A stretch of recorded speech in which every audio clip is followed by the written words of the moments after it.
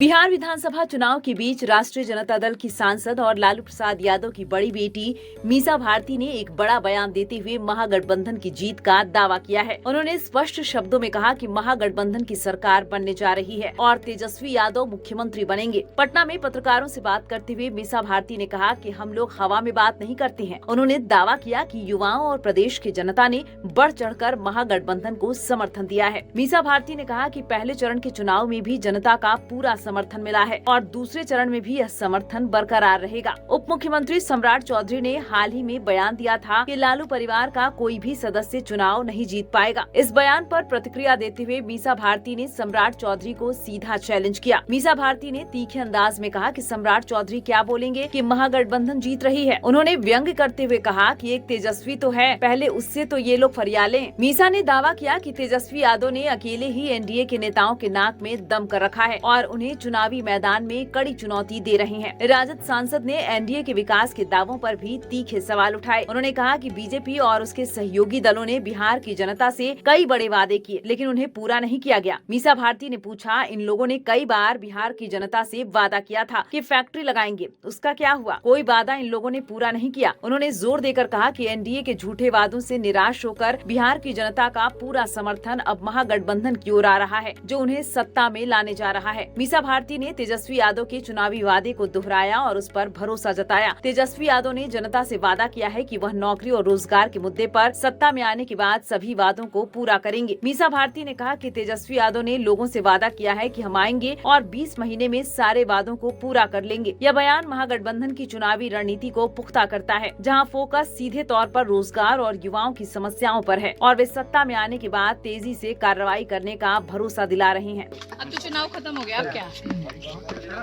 अरे प्रचार कैमरा हटाइए ना भैया, कैमरा हटाइए। मैडम आखिरी चरण का प्रचार प्रसार जो है वो सम गया है। आप किस तरीके से देखती हैं? कल मतदान होना है, क्या कहेंगे? देखिए, सेकंड फेज का चुनाव प्रचार थम गया है और 11 को उसका वोटिंग होना है। लेकिन मैं जहाँ भी गई, जहाँ भी प्रचार में और जो भी टेलीविजन के माध्यम से जो भी देखने और सुनने को मिला, देखा जाए तो परिवर्तन की लहर बह चुकी है और परिवर्तन निश्चित है इस बार, क्योंकि बिहार के युवाओं ने इस बार ठान लिया है कि वो अपनी सरकार बनाना चाहते हैं।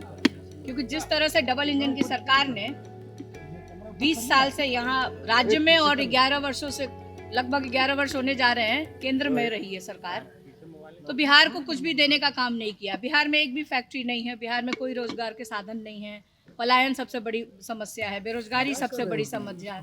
महिलाओं को अगर देखा जाए तो महंगाई से जूझ रही हैं। वो सुबह उठती हैं तो उनको अपने परिवार को क्या बनाए, क्या खिलाए, इस चिंता में रहती हैं। तो महागठबंधन मुद्दों के साथ बिहार की जनता के सामने गया था और आप देखें, किसी भी चैनल में आप उठा के देख लीजिए, प्रधानमंत्री से लेकर के एनडीए का, वार्ड का, किसी की नेता आपने मुंह से नहीं सुना होगा बिहार की बेहतरी कैसे हो, बिहार की तरक्की कैसे हो, बिहार के युवाओं के बारे में, बिहार की महिलाओं के बारे में। और ये इस देश का दुर्भाग्य नहीं है कि हमारे प्रधानमंत्री कट्टे की बात करते हैं, शोभा देता है। तेजस्वी एक तरफ कह रहे हैं हम नौकरी देंगे, रोजगार देंगे, और देश का प्रधानमंत्री कहता है कट्टे की बात करता है। सम्राट चौधरी बोल रहे हैं कि कोई भी लालू परिवार नहीं जीतेगा चुनाव। कोई कहाँ लड़ रहा है? एक तो तेजस्वी लड़ रहा है, पहले तेजस्वी से तो जीत ले ही लोग। एनडीए पे अकेले तेजस्वी भारी है। खासतौर पर मैडम ये सवाल किया जा रहा है कि पहले चरण के बाद की 121 सीटों पे जो चुनाव हुआ है, 90 से ज्यादा सीटें जो है वो एनडीए गठबंधन जीत रही है। तो क्या बोलेगा कि 90 सीटें महागठबंधन जीत रही है? वो लोग को पता नहीं है, अंडर करंट है। युवाओं ने इस बार ठान लिया है, अपने हक में परिवर्तन करने जा रही है।